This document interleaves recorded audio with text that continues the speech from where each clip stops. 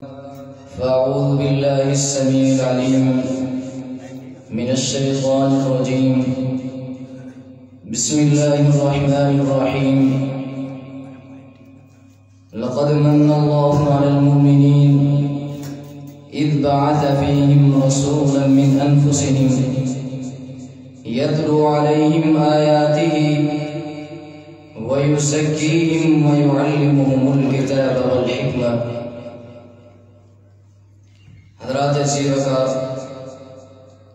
اللہ تعالیٰ کے بہت بڑے احسانات و اکرامات ہیں.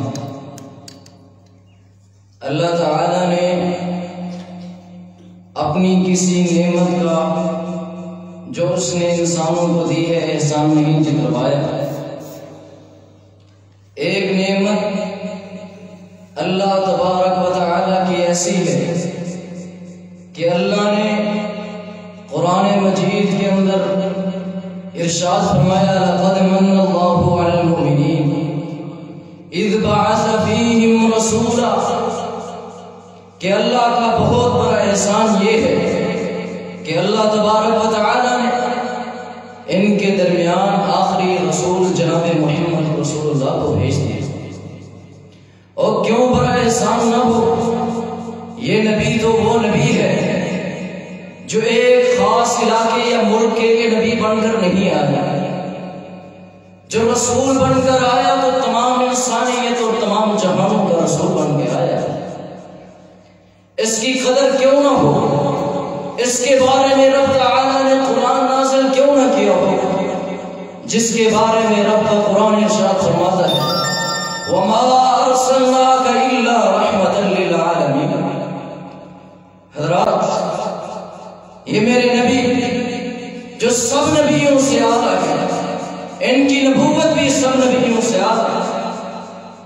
میرے نبی کو جو کتاب ملی وہ کتاب بھی سب نبیوں سے اعلیٰ ہے. نفوس قدسیہ کی جو جماعت میرے نبی کے حصے میں آئی وہ جماعت بھی سب سے اعلیٰ ہے.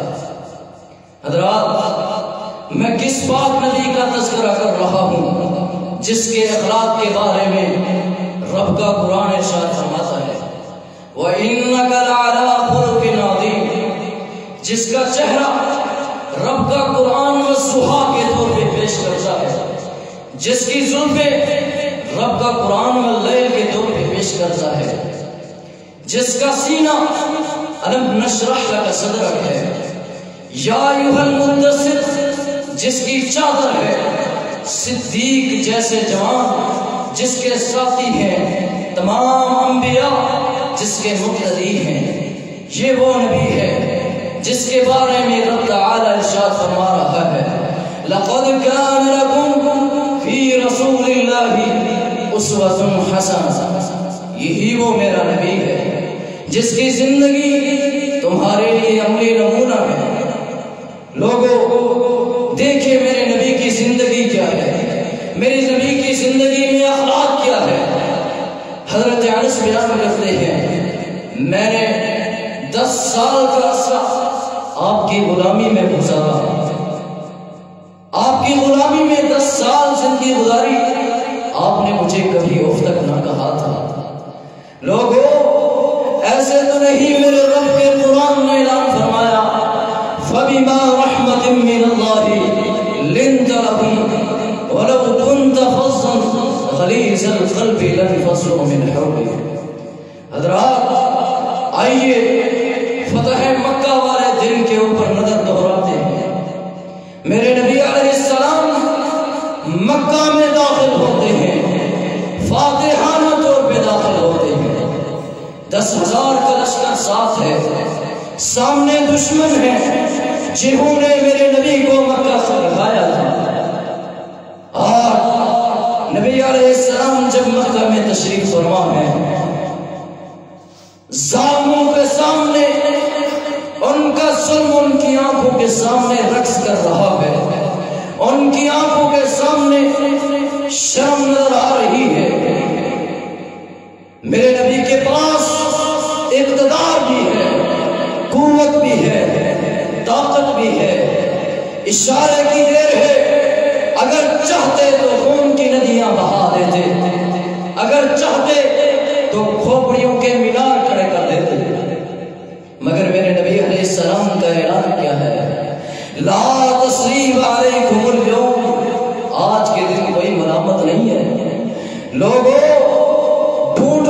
ثانی محمد، ثانی تو کیا سایہ بھی نہ پا سکوگے، یہ وہ میرے محمد کریم کی پاک ہستی ہے۔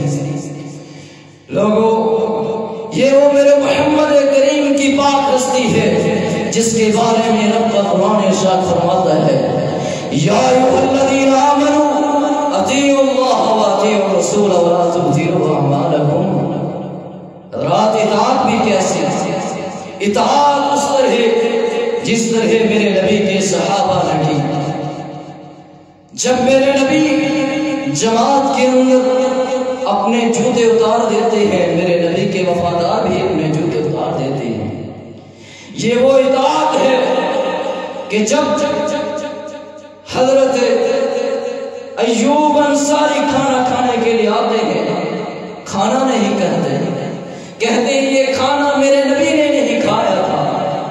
میرے نبی کے صحابہ کی اطاعت کو دیکھیے، جب میرے نبی انگلی سے انگوٹھی پیر نکال دیتے ہیں تو واپس اٹھانا گوارا نہیں کرتا۔ جسے محمد عربی نے گرایا ہو اسے کون اٹھا سکتا ہے؟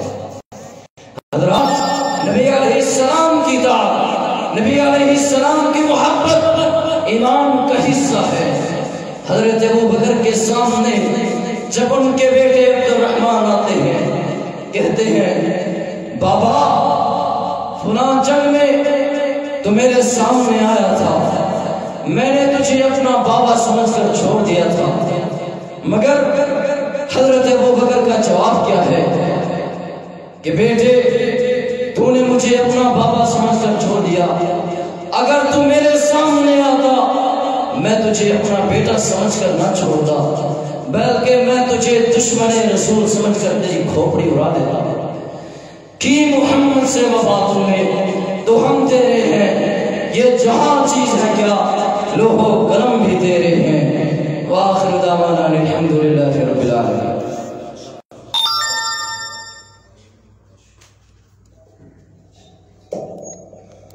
ماشاءاللہ یہ تھے حضرت مولانا قاری سید الرحمن غفاری صاحب، اللہ عمل میں علم میں برکت عطا فرمائے۔